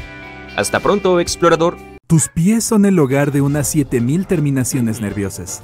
Tienen que ser así de sensibles para que puedas mantener el equilibrio y no caerte. Todos esos nervios envían información a tu cerebro constantemente, que usa más poder para procesarla que para interpretar los datos de todo tu torso. Así que, cuando detecta algo raro en tus pies, como un poco de presión extra, un cambio de temperatura o el hecho de pisar un Lego afilado, ¡ay, sientes mucho dolor! Los bloques de Lego están hechos de 3 polímeros plásticos, lo que los vuelve súper fuertes y resistentes. Haría falta un caballo grande o un piano para aplastar un Lego. Cuando lo pisas con todo tu peso enfocado en un único punto sobre una superficie sólida, toda su superfuerza apunta hacia ti y se mete entre esos cúmulos de nervios, lo que solo empeora las cosas. Es un poco menos doloroso si se encuentra en una alfombra suave, pero eso no resuelve el problema. Lego se sintió tan culpable por todo el dolor que provocó que hasta creó pantuflas anti-Lego. Cuentan con una parte trasera abierta y son simétricas. Tienen una base tan acolchada que podrías pisar un bloque enorme y no sentirías nada. Crearon una edición limitada de 1500 pantuflas. Varios fanáticos de Lego recibieron el regalo de la empresa al azar. Golpearte el dedo del pie duele tanto porque estás sometiendo una superficie pequeña a la fuerza de un golpe de karate. Estos dedos están llenos de terminaciones nerviosas y no cuentan con mucha grasa que los proteja. La señal del dolor vuela directamente a tu cerebro, y esto solía salvar a los humanos mucho antes de que se inventaran los antibióticos. Las personas debían tener más cuidado a la hora de pisar para evitar ese dolor intenso, lo que les ahorraba muchos problemas. Los investigadores aún no saben con seguridad por qué algunos tenemos más cosquillas que otros. Se cree que podría ser un producto de la genética o del nivel de sensibilidad de la piel. Normalmente tienes más cosquillas en los lugares más vulnerables, como el abdomen o la garganta. Podría tratarse de un reflejo natural para alejar a los intrusos. La mayoría de las personas se vuelven menos cosquillosas a medida que envejecen y cuando están tristes o enfadadas. Ves a alguien bostezando y bostezas. La razón es la misma que te lleva a imitar las palabras y las acciones de los demás. Es un reflejo primitivo e inamovible y está presente en los humanos y en otros animales, como los perros y los chimpancés. Las investigaciones han demostrado que el contagio de bostezos también es una señal de empatía y formación de vínculos. Mientras más intentes evitar un bostezo, más querrás hacerlo. ¿Por qué te sientes tan bien después de estornudar? Porque produce un enorme alivio de la tensión. Tu cuerpo libera el famoso compuesto químico que te hace sentir bien, la endorfina. Hay muchas cosas que pueden hacerte estornudar, como depilarte las cejas, entrenar o estar en contacto con la luz del sol. No puedes estornudar mientras duermes, ya que los nervios a cargo de esta área también están durmiendo. Estornudar es importante para tu cuerpo. Remueve las bacterias y los elementos irritantes de la nariz. Además, mantiene los niveles de moco en equilibrio. En algunos casos no basta con solo un estornudo para lograr todo esto. La fuerza desatada sería demasiado para ti. Por eso a veces debes estornudar unas cuantas veces para que funcione correctamente. Has heredado la piel de gallina de tus antepasados. Su pelaje se erizaba cuando estaban asustados o tenían frío. Como resultado, la manta de pelo se volvía más gruesa, lo que les permitía conservar mejor el calor o los ayudaba a parecer más grandes. Tú tienes mucho menos pelo que otros animales, así que esta habilidad es prácticamente inútil. Sin embargo, la piel de gallina aparece en las mismas situaciones y también cuando sientes emociones fuertes. Los pequeños músculos debajo de tu piel se contraen y hacen que los pelos se ericen y que las zonas que los rodean sobresalgan. Te sientes muy cansado después de haber pasado mucho tiempo bajo el sol porque pierdes agua más rápido y tu temperatura corporal se eleva. Tu cuerpo y tu corazón deben trabajar más duro para mantener la temperatura estable y llevar todos los fluidos vitales a los órganos. Permanecer bajo el sol también reduce los niveles de tu hormona del sueño. Cuando llegas a un lugar más oscuro, vuelven a elevarse. Si quieres mantenerte activo por más tiempo después de un día en la playa, usa luces brillantes en interiores. El acto de abrazar o tomarte de las manos con alguien te hace más feliz porque libera las famosas hormonas que te hacen sentir bien. Mejoran tu humor, reducen el estrés y potencian tu sistema inmunológico. Basta con que veas imágenes de otras personas abrazándose para que se produzca este efecto. Tu piel se arruga después de 5 minutos en el agua gracias a la evolución. Hace mucho tiempo tus ancestros necesitaban una manera de tener agarre en condiciones tanto secas como húmedas, así que su piel se adaptó para parecerse al sistema de drenaje de un río pequeño. Los arroyos de tu piel se unen y forman canales más grandes que fluyen hacia un río central, lo que aleja el agua de tus dedos una vez que entran en contacto con el agua. Cada mañana sientes el instinto que te lleva a querer estirar los brazos por encima de la cabeza. Pierden tonicidad por las noches y hay fluidos circulando por tu espalda. Cuando te estiras, estos fluidos regresan a donde pertenecen. También ayuda a tu corazón a regresar al modo de trabajo normal tras una noche de haber bombeado a velocidad reducida. Los gatos y los perros hacen esto por la misma razón. Te quedas dormido en cuartos más fríos porque tu cuerpo recibe la señal de que es hora de dormir. Necesita perder un poco de calor cuando entras a la cama para conservar energía y mantener la temperatura a lo largo de la noche. Además, el aire más fresco te ayuda a dormir sin interrupciones y a potenciar tu metabolismo. A veces ves estrellas cuando te paras después de haber estado sentado o acostado debido a la caída repentina de la presión. Este cambio altera las funciones cerebrales por un momento. Puede provocar estrellas, luces parpadeantes, tiras de luz, paz o anillos de colores. También puedes verlos después de frotarte los ojos o estornudar. Cuando hablas, escuchas el sonido desde el exterior y desde tus propias cuerdas vocales. La acústica de tu cráneo hace que tu voz sea más grave y le agrega algunas notas bajas. Al escuchar tu voz en una grabación te parece más aguda y diferente porque pierdes esas frecuencias bajas y ricas. Eso explica por qué a la mayoría de las personas no les gusta el sonido de su propia voz. No se parece en nada a lo que esperabas. Es raro que te gusten las fotos de ti mismo y eso se debe al efecto de mera exposición. Este afirma que, mientras más veas algo, más te gustará. Cuando te ves en el espejo, tu imagen está invertida. No estás acostumbrado a tu verdadera imagen y por eso no te gusta. Te sientes hungry, hambriento y enojado, cuando tus niveles de glucosa caen. La obtienes gracias a los carbohidratos, las proteínas y las grasas en tu comida. Después de un tiempo, tu cerebro comienza a enviar señales de auxilio, ya que no puede funcionar adecuadamente sin glucosa. Otra razón que explica este fenómeno es que los responsables del hambre y el enojo son los mismos genes. Deben estar en equilibrio para que estés feliz y satisfecho. El hueso de la risa es un nervio que va desde el cuello hasta la mano. Está bien protegido a lo largo de todo el trayecto, excepto en el codo, donde solo está cubierto de piel y grasa. Por eso un golpe en esa zona duele tanto. Como también te golpeas el nervio, el dolor viaja desde el antebrazo hasta la mano y los dedos. La alegría que sientes al reventar el plástico de burbujas se remonta a la evolución humana. En el pasado las personas pasaban mucho tiempo huyendo de los depredadores. Ahora pasamos el tiempo sentados y la falta de movimiento genera tensión muscular. Reventar burbujas es una de las maneras de aliviar esa tensión. Reduce los niveles de estrés y libera los químicos que nos hacen sentir bien. Como otros tipos de movimientos pequeños, también incrementa tu capacidad de atención y te ayuda a recordar mejor lo que aprendiste. Tu oído es especialmente sensible a sonidos agudos. Está diseñado para que te parezcan más fuertes. Por eso a nadie le gusta el sonido de una tiza raspando una pizarra. La sensación es aún más desagradable cuando sabes que se trata de una tiza. Si alguien te dijera que es música contemporánea, te parecería más tolerable. Así que también es un tipo de hábito. Tus piernas se adormecen cuando las cruzas, te arrodillas o te sientas sobre los pies o usas pantalones, calcetines o zapatos demasiado ajustados. Esto es normal. Sucede porque ejerciste demasiada presión en los nervios y limitaste el flujo sanguíneo. Ponerte de pie y mover las piernas es la cura más sencilla. Es normal tener la voz ronca por las mañanas si no dormiste el tiempo que necesitabas. Esto se debe a que tus cuerdas vocales no descansaron lo suficiente y están un poco hinchadas. También sucede cuando duermes en un cuarto con aire seco. Si comes antes de ir a la cama, tu cuerpo debe digerir la comida mientras descansas, y a veces los jugos gástricos viajan a donde no deberían y dañan las cuerdas. Llevas mucho tiempo esperando y por fin está ahí. Parece estar bastante cerca de tu casa, así que tomas rápidamente las llaves. Te apresuras a tomar el auto y te metes en la carretera. Un brillante arco iris en el cielo. Sabes que no puedes perder la oportunidad de encontrar su final y conseguir tu merecido oro.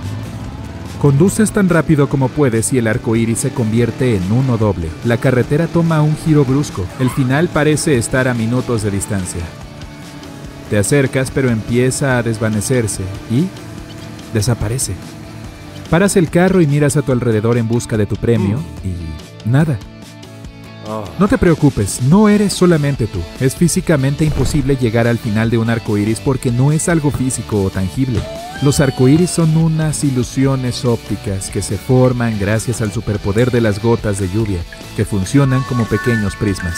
Las gotas de lluvia reflejan la luz del sol tanto en su interior como en su camino al mirarlas. Las distintas longitudes de onda de la luz se refractan en ángulos diferentes. Por eso la luz blanca que envía el sol aparece como un montón de colores que vienen en un determinado orden. Para que esta ilusión óptica natural funcione, se necesitan las condiciones meteorológicas adecuadas.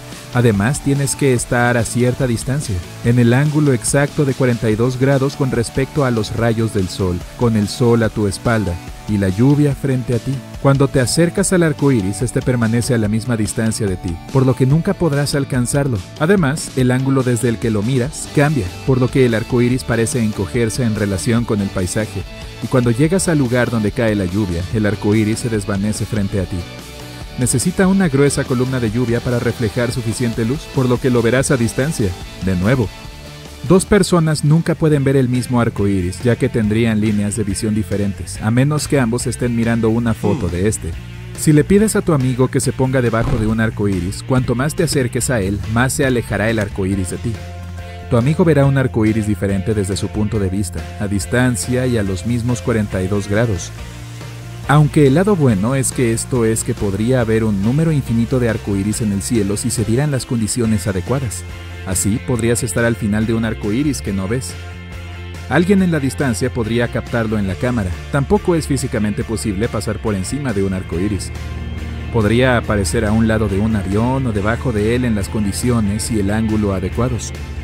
Pero las imágenes tomadas desde las ventanas de los aviones que muestran claramente el arco iris desde arriba son el resultado de otra ilusión óptica. El plástico usado en la ventana tiene la propiedad de dividir la luz que entra en ella en dos rayos distintos. Los rayos son de distintos colores y se dispersan de forma diferente.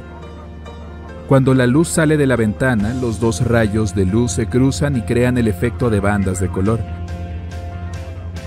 Si usas un filtro polarizador en tu cámara, el efecto es aún más evidente. El agua debajo del avión también tiene este efecto polarizador. Así que parece un arco iris, pero no es eso. Otra razón por la que nunca puedes llegar al final o al fondo de un arco iris es que no es un arco, aunque lo parezca. Vienen en círculos completos. No puedes ver el resto del círculo porque cuando estás en el suelo solo puedes ver la luz reflejada por las gotas de lluvia sobre el horizonte. La mitad inferior queda oculta a tu vista. La única manera de ver un arcoíris circular completo es subirse a un avión o subir a una montaña muy alta y ampliar el punto de vista. No solo aparecen durante el día. Un arcoíris que aparece por la noche se llama arcoíris blanco o arcoíris lunar. Es producto de la luz reflejada por la luna que choca con las gotas de agua en el aire. Tiene todos los mismos colores, pero su aspecto es bastante tenue. La luna no emite ninguna luz por sí misma, y la luz lunar es luz solar reflejada, que es más tenue que la luz del sol. Por eso, un arcoíris lunar es oficialmente un arcoíris formado por luz solar y agua. Puedes ver uno de ellos en una luna llena o casi llena, sobre todo en zonas tropicales como el Caribe y Hawái. A menudo se producen chubascos a última hora de la tarde. Los arcos de niebla se forman cuando la luz se refracta y refleja en la niebla.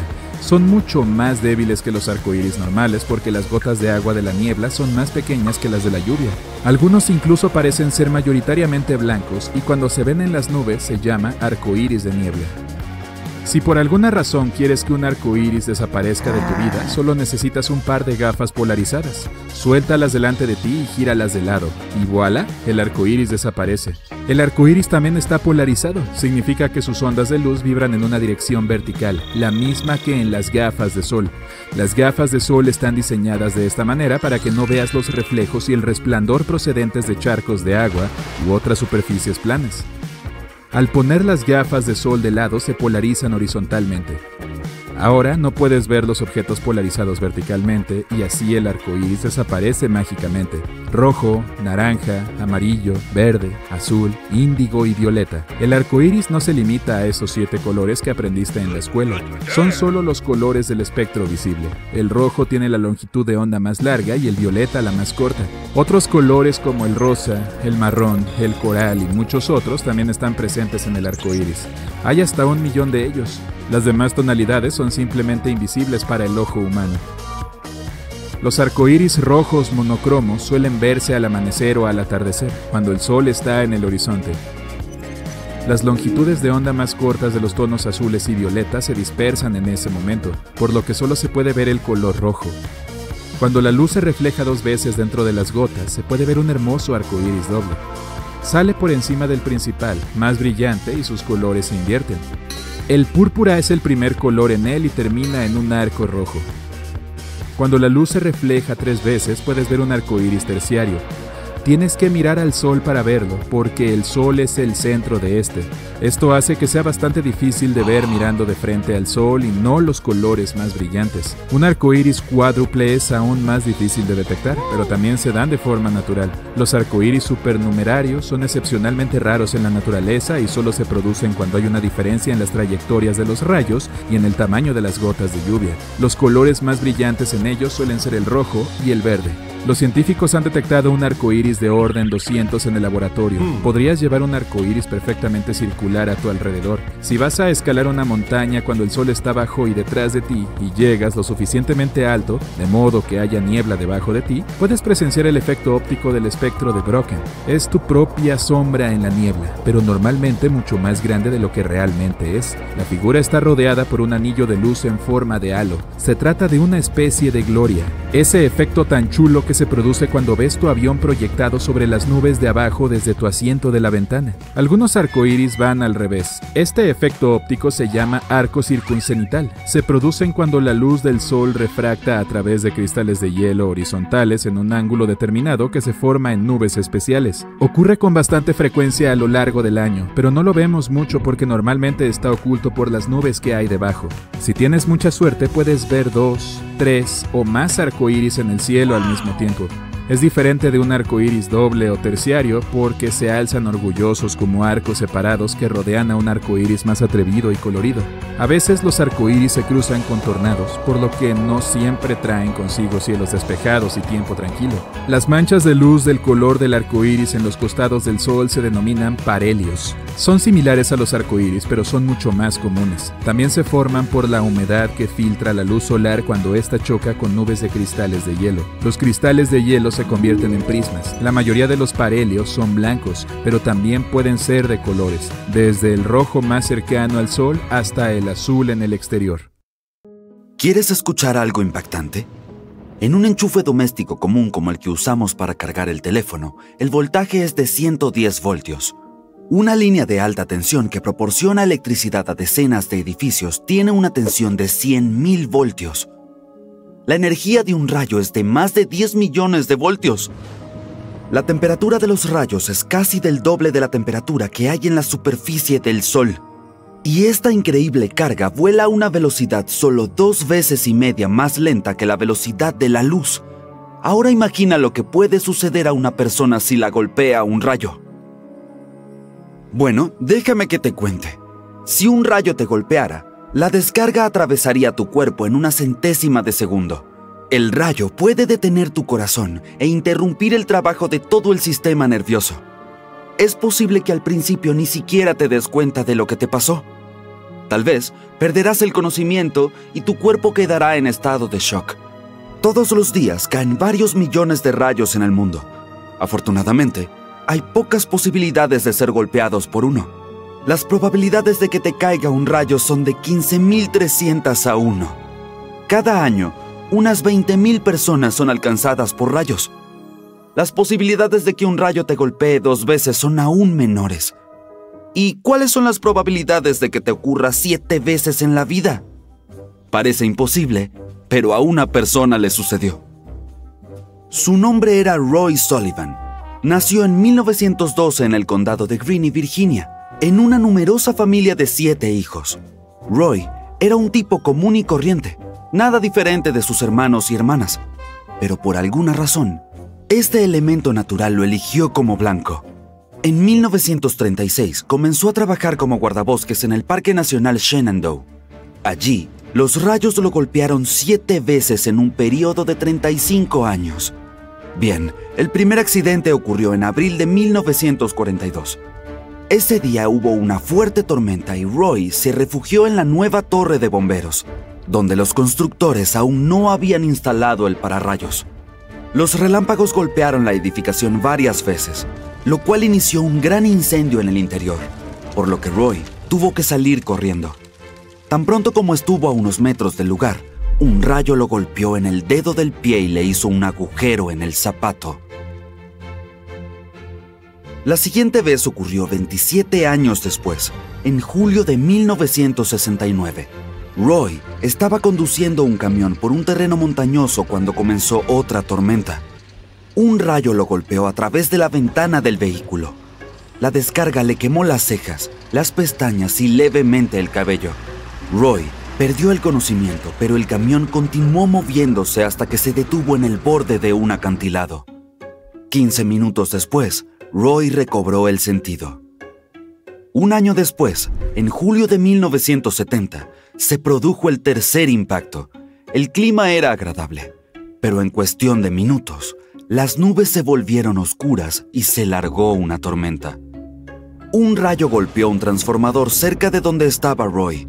Él huyó lo más rápido posible, pero la naturaleza lo alcanzó nuevamente y el rayo lo golpeó en el hombro.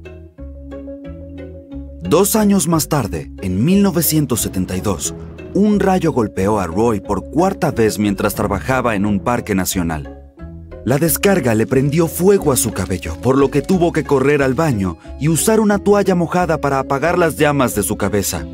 Desde ese momento, Roy comenzó a sospechar que alguna fuerza malvada e invisible lo perseguía. Empezó a llevar consigo una botella de agua para apagar el fuego en caso de recibir otra descarga. La quinta ocasión ocurrió también en el parque. Fue en 1973. Roy tropezó con una roca y cayó. En ese momento, vio nubes de tormenta, por lo que asustado, corrió hacia su camioneta y pisó el acelerador. Roy condujo lo más lejos posible de ese lugar. Luego, se detuvo y salió del vehículo para ver dónde estaba la tormenta. Y en ese momento, un rayo lo golpeó de nuevo. Le atravesó el brazo y la pierna izquierda y le prendió fuego a su zapato. Roy volvió a subir rápidamente a la camioneta y extinguió el fuego con la botella de agua. En 1976 se produjo el sexto encuentro. Roy estaba caminando por un sendero del parque, a poco más de 1 kilómetro del lugar donde lo había golpeado un rayo la última vez. En ese momento, volvieron a aparecer nubes de tormenta. Un relámpago destelló e impactó a Roy en la palma de la mano. Después del sexto golpe, comenzó a sospechar que algo andaba mal con el parque. Después de 40 años de trabajo, Roy finalmente decidió renunciar. Pensó que los rayos dejarían de perseguirlo, pero se equivocó. En ese momento, el hombre ya se había convertido en una celebridad. Pero tanta fama no le dejaba disfrutar de la vida. La gente tenía miedo de estar cerca de él porque creían que un rayo podía caer sobre ellos en cualquier momento. Los periodistas le colocaron a Roy Sullivan apodos como guardabosques chispeante y pararrayos humano. Por supuesto, a él le desagradaba todo esto y se sentía muy solo. Pero también sufría un miedo constante y se había vuelto paranoico. Todo el tiempo esperaba que un rayo volviera a caer sobre él. Para ese entonces estaba casado y su esposa lo apoyaba y lo ayudaba en todo. Después de dejar su trabajo, Roy decidió mudarse con su esposa al pequeño pueblo de Dooms, Virginia. Solo duró 1 año sin accidentes. El 25 de junio de 1977, un rayo volvió a golpearlo. Estaba pescando en el estanque temprano por la mañana. La pesca iba bien, pero el cielo estaba nublado. Roy inmediatamente sintió que pasaría algo. Sentía un olor a azufre en el aire. El vello de sus brazos se erizó y todo su cuerpo se tensó. Un rayo lo golpeó en la cabeza y le atravesó el pecho y el estómago. Roy corrió hacia su auto para ponerse a salvo. En ese momento, un oso salió del bosque. Se acercó al balde de pescado para tomar todas las truchas que el hombre había atrapado. Roy salió corriendo del vehículo con el pelo de la cabeza ardiendo para ahuyentar al animal. Después del 7º rayo, perdió la audición de su oído izquierdo y se resignó a que no podría esconderse de los rayos en ninguna parte. Su esposa sentía miedo de estar con él fuera cuando había una tormenta eléctrica. Un día, estaba tendiendo la ropa en el patio trasero. Roy salió de la casa para ayudarla, y unos minutos más tarde un rayo cayó sobre su esposa. Afortunadamente, no resultó gravemente herida. Después de eso, Roy, además de miedo y soledad, sentía culpa. Por supuesto, muchos médicos y científicos intentaron ayudarlo, pero nadie logró encontrar la razón de este extraño fenómeno. Según la ciencia, en cada oportunidad se trató solo de una coincidencia. Las matemáticas y la física no lograban explicar nada. Al no recibir respuestas, Roy creía que unas fuerzas invisibles lo perseguían o que el destino lo estaba castigando por algo. Quizás la respuesta estuviera en su pasado. El Servicio de Parques Nacionales y los médicos documentaron las 7 veces en que fue alcanzado por los rayos. Pero hubo una 8ª vez que no pudo ser confirmada. Según Roy, un rayo lo había alcanzado en su juventud cuando estaba ayudando a su padre a segar trigo. La descarga golpeó la hoja de la guadaña y nadie más que el muchacho la vio. Quizá en ese momento el rayo cambió algo en su cuerpo y lo hizo más atractivo para los siguientes, ya que los rayos siempre eligen el camino de menor resistencia. Así es como se produce un rayo. Las partículas de lluvia, hielo y nieve chocan entre sí dentro de una tormenta.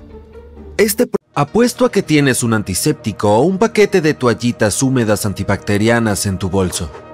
Una vez que la teoría de los gérmenes se dio a conocer, la gente comenzó a tener mucho cuidado con la higiene. Pero en el pasado nadie sabía nada acerca de los microbios y los médicos en ese entonces creían que era el aire envenenado con el que las personas debían tener cuidado. Por lo tanto, se inventó un atuendo especial. Los médicos pensaban que el pico los protegía del mal aire. Había otra teoría sobre cómo cuidarse de los gérmenes. La gente llevaba varios inciensos, ya que se creía que su dulce olor también ayudaba a proteger del mal aire. Además, los ramos de flores eran bastante populares. Muchos médicos estaban seguros de que sostener un ramillete de flores en la nariz alejaba todas las malas condiciones de salud.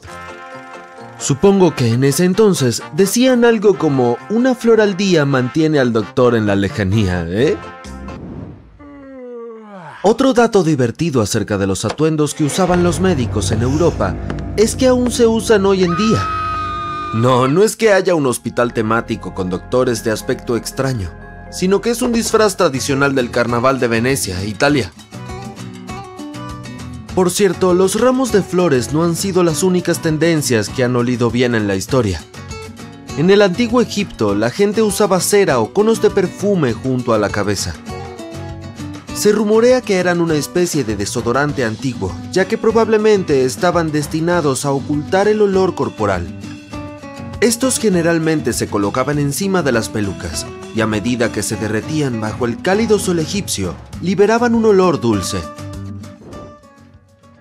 Hace cerca de 5 milenios, las personas en Egipto, Grecia y otros países antiguos deshilachaban una pequeña ramita para limpiarse entre los dientes. Algunos científicos dicen que esta tenía el otro extremo afilado y la gente lo usaba como palillo de dientes. Además, para mantener el aliento fresco, los egipcios consumían mentas improvisadas. Por ejemplo, algunos masticaban perejil u otras hierbas después de las comidas y a veces durante el día. Además, hacían mentas de hierbas y especias, y usaban canela, semillas de pino e incienso. Para unir todos los ingredientes, generalmente usaban miel. Al final, les dieron forma de caramelos con la ayuda del fuego. Cleopatra tenía su estilo característico de maquillaje de ojos, y de hecho, los egipcios fueron los primeros en inventar el rímel. Mezclaban miel, hollín, agua y estiércol de cocodrilo. Aplicaban esta mezcla loca directamente en sus pestañas y cejas. Probablemente no tenía un aroma dulce, pero al menos era seguro a diferencia del delineador tóxico que inventaron que contenía plomo. En el mundo antiguo, la ropa no tenía variedad de colores y en su mayoría era blanca. Pero si alguien realmente quería lucir un atuendo colorido, necesitaba prepararlo para teñirlo con insectos. Sin embargo, no es cosa del pasado. Cada vez que tomes un par de dulces cubiertos de azúcar, recuerda que hay algo de carmín hecho de escarabajos detrás de ese color alegre. Volvamos a la extraña moda antigua. No solo la gente en ese entonces tenía máscaras con formas extrañas, sino que también tenía ropa inusual. Estoy hablando de los blyauts, vestidos con mangas extremas. Por lo general, llegaban hasta el suelo y obviamente quienes los usaban estaban totalmente indefensos. No podían realizar ni siquiera las tareas más simples, pero había una intención detrás de esto. Esas mangas simbolizaban que la persona era lo suficientemente rica como para permitirse esas manos inactivas y que había alguien para ayudarla a hacer todas las cosas necesarias. Estos vestidos estuvieron de moda entre los siglos XI y XIII. Ahora mira esto. Estos zapatos con puntas superpuntiagudas y extremadamente largas fueron una de las tendencias más populares en la Europa del siglo XV. Se llamaban Krakaus porque el diseño se originó en la ciudad de Cracovia, Polonia. Realmente no había ningún sentido o propósito para este calzado. Según se informa, se trataba de moda. Vamos, no te sorprendas. Los zapatos súper largos y puntiagudos estuvieron de moda incluso en los años 90 y 2000. Los historiadores creen que los Krakaus no se sentían muy cómodos. Se suponía que la punta estaba rellena, de lo contrario, habrían tenido cero rigidez y forma. Hay algunos ejemplos sobrevivientes de este calzado. Uno en Londres reveló que había musgo en la zona de los dedos. Además, según un cronista italiano, estos zapatos solían estar rellenos de crin de caballo. Aparentemente no eran muy prácticos, por lo que pasaron de moda. ¿Te gustan los colores brillantes y vivos? Las personas a lo largo de la historia han demostrado mucha admiración por ellos, por lo que no es de extrañar que quisieran que sus atuendos fueran los más vibrantes posibles. En la mayoría de los casos eran muy caros, pero a veces también eran peligrosos. Por ejemplo, en la era victoriana de Inglaterra, a la gente le encantaba el color verde botella, por lo que muchas mujeres querían tener un vestido de ese tono. Sin embargo, para conseguirlo la gente usaba arsénico. Sin embargo, estos trajes se usaban principalmente en ocasiones especiales, por lo que las mujeres no estaban en contacto constante con este elemento.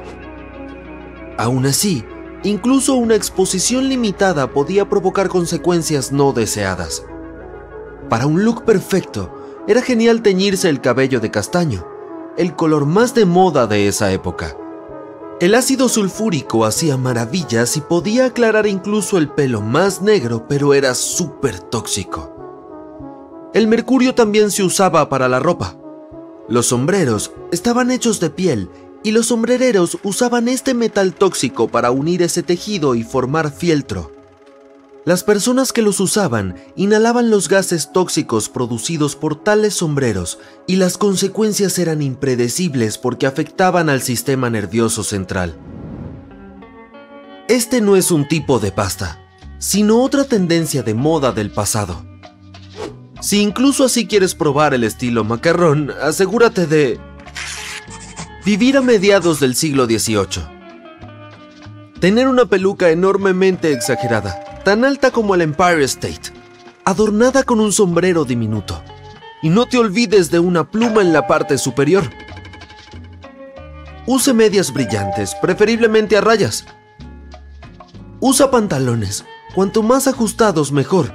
Idealmente deberían ser unos leggings, pero recuerda que en este entonces no había licra. Para pulir las cosas, agrega un bastón y modales sofisticados. ¡Oh, y casi lo olvido! Prepárate para que se burlen de tu exquisito estilo durante las próximas décadas o incluso siglos. La Inglaterra Tudor tenía algunas tendencias de moda que la gente nunca entendería. Hoy en día algunas personas gastan miles de dólares para hacer que sus sonrisas sean impecablemente blancas y brillantes. Pero en la época Tudor, las mujeres se ennegrecían los dientes a propósito para parecer ricas. El azúcar era caro y difícil de encontrar, y muy pocas personas podían pagarlo. Se creía ampliamente que cuanto más azúcar se comía, más negros se ponían los dientes, lo que era un signo evidente de riqueza. Los historiadores creen que la miel a veces se usaba como pasta dental. Si crees que los dientes negros por sí solos no son suficientes para sentirte como un verdadero Tudor, prueba la grandilocuencia. Pero probablemente te sentirás más como un oso de peluche, no como la reina de Inglaterra. En el siglo XVI, Tanto hombres como mujeres usaban todo tipo de cosas para rellenar sus mangas: algodón, lana, acerrín, calcetines. Hacían... En el espacio, nadie puede oír tus gritos. Sabemos que las supernovas, los asteroides y los planetas en llamas no hacen ruido en el espacio, ¿o sí? ¿Qué pasaría si realmente pudieras escuchar algo allá afuera? Bien, veamos. Muy bien, de vuelta a la secundaria. El sonido es una onda mecánica que se origina a partir de la vibración. ¿Qué significa eso exactamente?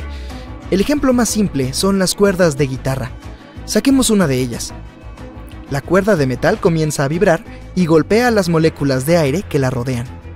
Estas moléculas se empujan constantemente entre sí, hasta que llegan a nuestros oídos. Es como la ola que se produce cuando arrojamos una roca a un estanque, y sucede muy rápido, a una velocidad de alrededor de 0,33 kilómetros por segundo. Entonces, nuestros tímpanos comienzan a vibrar a la misma frecuencia, y los pequeños huesos ubicados dentro de nuestros oídos transmiten esta vibración al cerebro. Luego, el cerebro hace su magia, reconoce el patrón y lo convierte en sonido. Excelente. Ahora sabemos que necesitamos algunas partículas para crear sonido, y podemos encontrar estas partículas en gases, líquidos y sustancias sólidas. ¿Y el espacio? No. Es un vacío casi perfecto. Probablemente ya hayas escuchado que no hay sonido en el espacio porque es un vacío. Pero, ¿qué significa realmente? Un vacío perfecto es un área completamente desprovista de materia. Significa que no hay nada ahí. Sí, a pesar de todos esos cuerpos celestes que hay en el espacio, en realidad no hay aire entre ellos. Ni átomos, ni partículas, nada. Bueno, casi. Para ser honesto, el vacío perfecto en realidad no existe. No podemos deshacernos de los átomos por completo, pero el espacio está muy cerca de eso. En promedio hay entre 15 y 80 átomos por cada 16 centímetros cúbicos. Puede parecer un gran número, pero ten en cuenta que estos átomos son pequeños, y la distancia del vacío que hay entre ellos es enorme. En comparación, 16 centímetros cúbicos de aire contienen alrededor de 16.000 átomos. Entonces, por supuesto, con una densidad tan baja, estos átomos no pueden empujarse entre sí, y aunque la vibración fuera muy fuerte, como, no sé, en una supernova, tampoco podrían hacerlo. No, las películas nos han estado mintiendo. Todas esas escenas espaciales épicas tienen lugar en un silencio incómodo. ¿Quién lo hubiera adivinado? Pero no te enojes. ¿Qué pasa si te digo que de hecho hay algunas formas de escuchar el sonido en el espacio? En primer lugar, hay sonido en otros planetas. Si hay una atmósfera en un cuerpo espacial, o al menos algo de gas, agua o una superficie sólida, habrá sonido. En nuestro caso, la atmósfera se vuelve completamente silenciosa a unos 100 kilómetros sobre la superficie de la Tierra. Ahí es donde el cielo deja de ser azul y comienza un velo estrellado negro. En cualquier caso, tendríamos que aterrizar en otro planeta, o al menos acercarnos a su atmósfera, para escuchar algo. Pero sea lo que sea, sonaría muy diferente. Tomemos como ejemplo a nuestro vecino, Venus. La atmósfera ahí es muy densa. Los científicos lo llaman, en broma, sopa química espesa. Entonces, si de alguna manera lograras mantenerte con vida y hablar ahí, tu voz sería muy diferente. Se volvería mucho más fuerte y sonaría más profunda. Por lo tanto, si quieres ser un barítono, ya sabes qué hacer. Me pregunto qué pasaría si la Tierra tuviera una atmósfera más densa. ¿Qué escucharíamos entonces?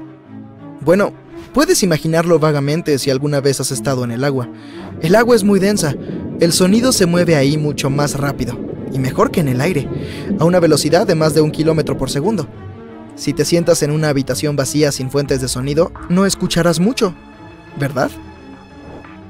Ahora, mete la cabeza en el agua y escucha cómo suena el mismo silencio aquí. No es nada silencioso.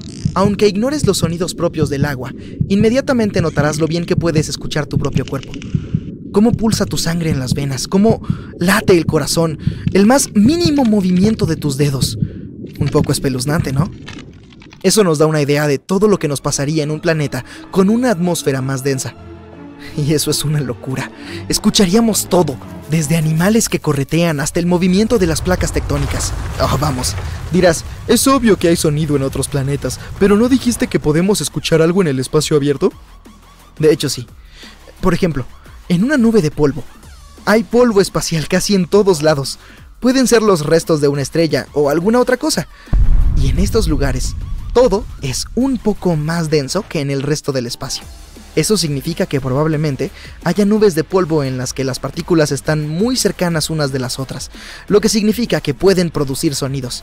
Por supuesto, serán muy suaves y se transmitirán a una distancia muy corta, pero es mejor que nada, ¿verdad? Además, ya tenemos grabado un sonido espacial real. Provino de la galaxia de Perseo, que se encuentra a 250 millones de años luz de nosotros. La NASA lo grabó en 2003. Suena como una nota de si bemol 57 octavas por debajo del do central del piano. Tendrías que agregarle 6600 teclas al teclado. Su frecuencia es tan baja que, lamentablemente, el oído humano no puede oírla. Pero además de eso, solo podemos escuchar algo dentro de las naves espaciales. Después de todo, son pequeñas bolsas de aire. En un traje espacial también escucharías muy bien los sonidos, incluida la respiración o la circulación sanguínea. Pero dos astronautas flotando uno al lado del otro no se escucharían, aunque se acercaran mucho y gritaran muy fuerte. Es bastante divertido. Si tú, siendo astronauta, chocas contra algo, sería muy ruidoso para ti, pero tu amigo no escucharía nada. Es por eso que los astronautas usan dispositivos de radio. Ahora, solo en teoría, si de alguna manera pudieras salir de tu traje espacial y sobrevivir, serías capaz de escuchar el parloteo y los ruidos dentro de la nave espacial. Pero, ¿cómo? Mira, tenemos algo de aire dentro de la nave y transmite sonido. Alcanza la carcasa de metal y la atraviesa. Y luego, si te apoyas contra la nave, preferiblemente tocándola con el codo o la rodilla, el sonido se transmitirá al cerebro directamente a través de tus huesos, ignorando los oídos. Sí, nuestros huesos conducen el sonido. Así es como, por ejemplo, las personas sordas escuchan música. Se llama conducción ósea. Se utiliza en algunos auriculares y otras tecnologías. Puedes hacer un pequeño experimento. Coloca tus dedos sobre tus oídos. Ciérralos para que escuches lo menos posible. Luego, intenta tocar una fuente de sonido.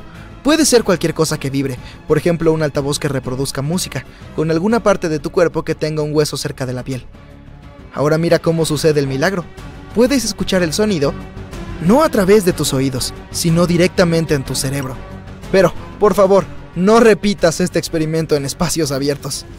Ahora, probablemente hayas oído hablar de cosas como los sonidos del espacio, donde puedes escuchar, por ejemplo, los sonidos que hace el Sol o diferentes planetas. ¿Cómo los grabamos? Fácilmente. Esta es otra forma de escuchar el sonido en el espacio. Las ondas electromagnéticas. En otras palabras, una radio. La radio es la misma forma de radiación electromagnética que la luz. Estas ondas pueden viajar en el vacío sin ningún problema. Los transmisores de los astronautas funcionan de esa manera. Un astronauta le dice algo a su amigo. Las ondas de sonido se convierten en ondas de radio, llegan a la otra persona y luego se vuelven a convertir en sonidos. Y así es como obtenemos los llamados sonidos espaciales. Nuestro planeta es realmente muy ruidoso en ese sentido. Estamos enviando una gran cantidad de ondas de radio al universo, todas las señales de radio que hemos emitido. Es una pena que viajen solo hasta 110 años luz de nosotros. Pero, ¿sabes? Creo que es bueno que no escuchemos todo lo que sucede en el espacio. Imagina si el sonido pudiera viajar fácilmente a través del universo. Escucharíamos todo, desde erupciones solares hasta supernovas cercanas. Horripilante, ¿verdad? Entonces, quizá tengamos suerte.